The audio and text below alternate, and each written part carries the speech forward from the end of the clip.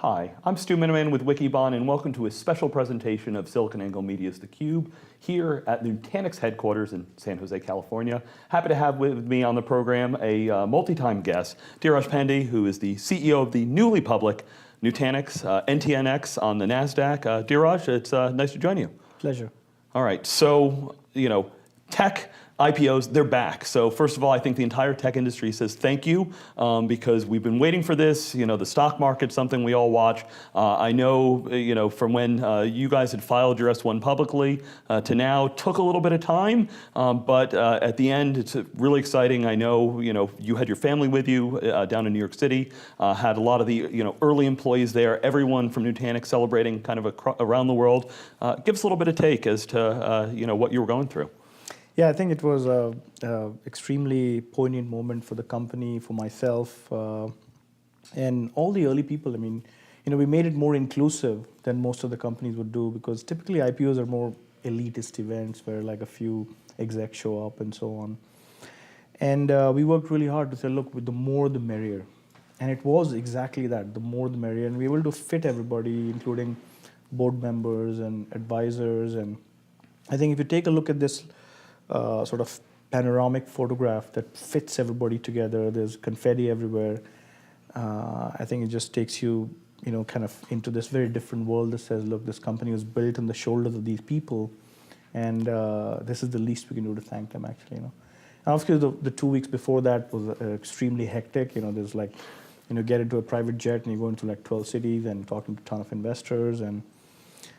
It was a lot of fun, a lot of extremely pugilistic meetings and questions about where we headed, and it was great to actually enunciate, who the company is and what we do, because a lot of the times you get kind of boxed into one or the other, because many companies do what you do today, but how you do it, why you exist, and where you're really headed, was extremely revealing for a lot of these people. So yeah, a ton of fun. It's fascinating to watch because you did interviews with some of the big people in kind of the media and finance world, and a lot of them probably have never heard the term hyperconverged infrastructure. They ask you questions like, oh, cloud. That means are you competing against Apple and Google, and I think there's other cloud players out there. Cloud seems to be a term that they've kind of heard on. Anything surprise you as to kind of the whole IPO process? Not much surprise than the fact that, when people say the 2 weeks are really grueling, to me, I think I didn't lose my voice, which was one of the things that everybody predicted is going to happen. And the fact that the team came together, we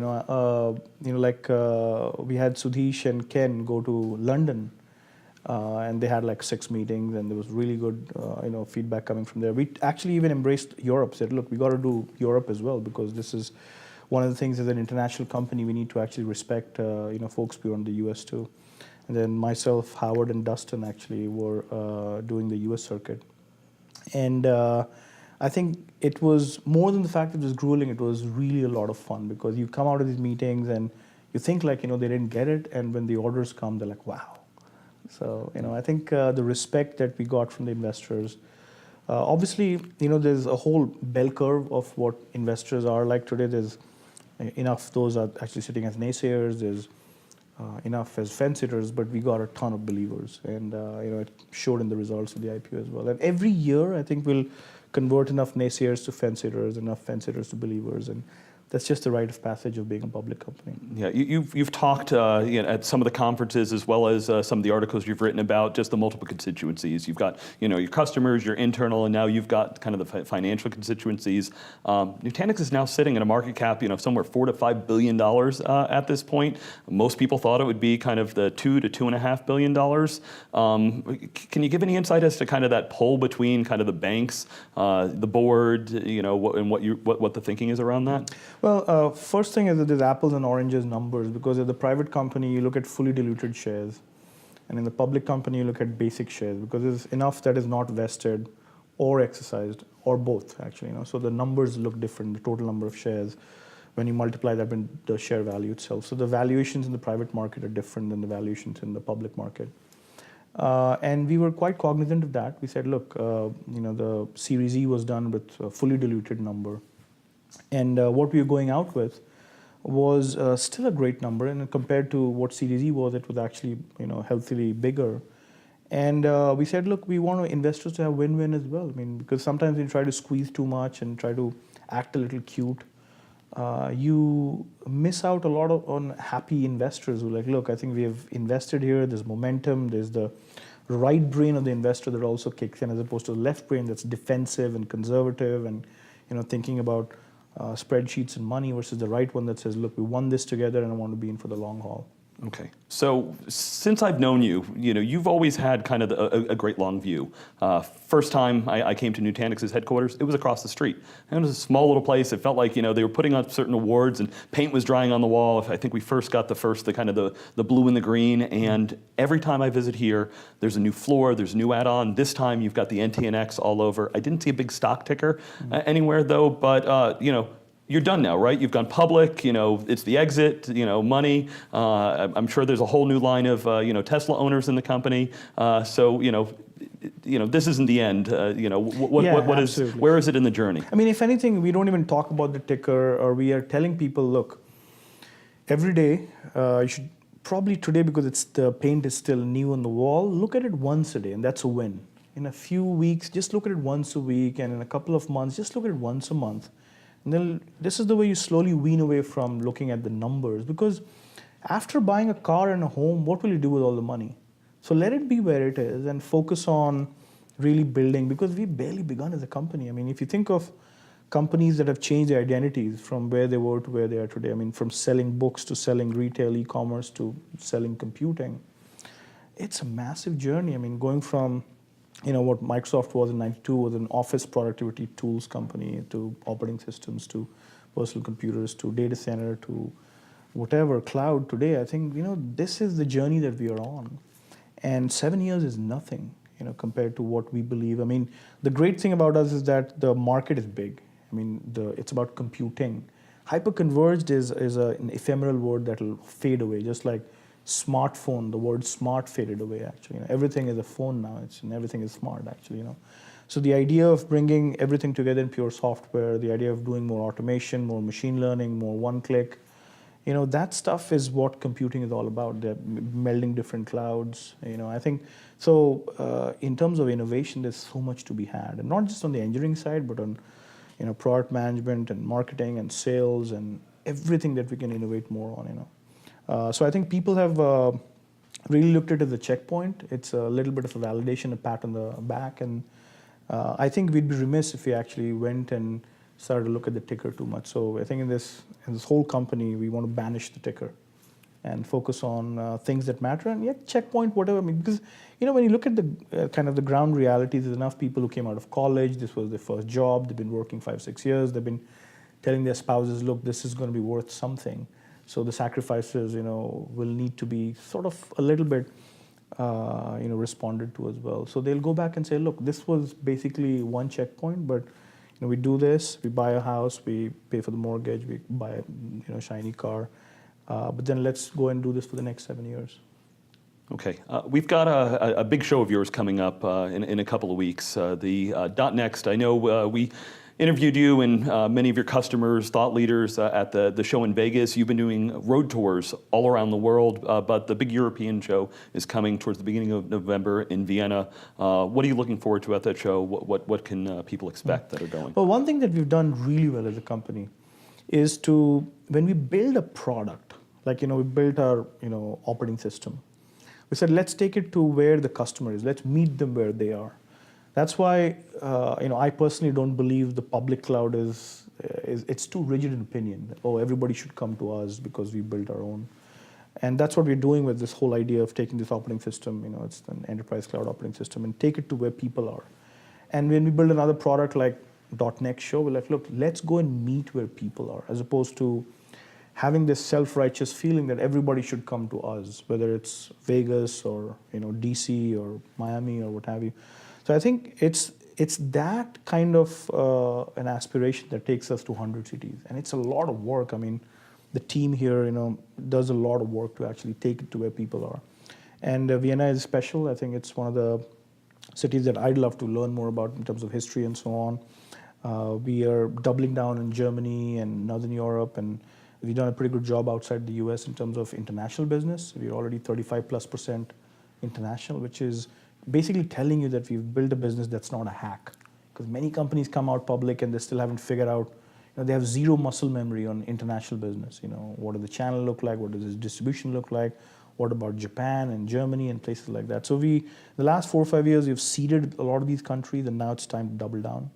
And going and trying to understand their business itself. What are the safe harbor laws, and what are the compliance things that they worry about? What are they, because the cloud is going to be such a nuanced term outside the US that you need to really learn exactly what it means to really consume infrastructure like that we want to consume. Right.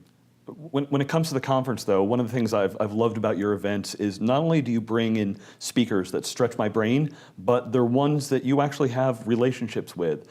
So it's always interesting. I looked, you've got speaker series coming through here. So Condoleezza Rice, who spoke at the Miami event, spoke here. Dr. Vinod Khosla, I think, was here today. So you've got one of your favorite authors is coming to Vienna. I'm looking forward to, Nassim Taleb, and there's so much to learn. A lot of his writings are very profound. You have to probably read his books a couple of times, but they're deep.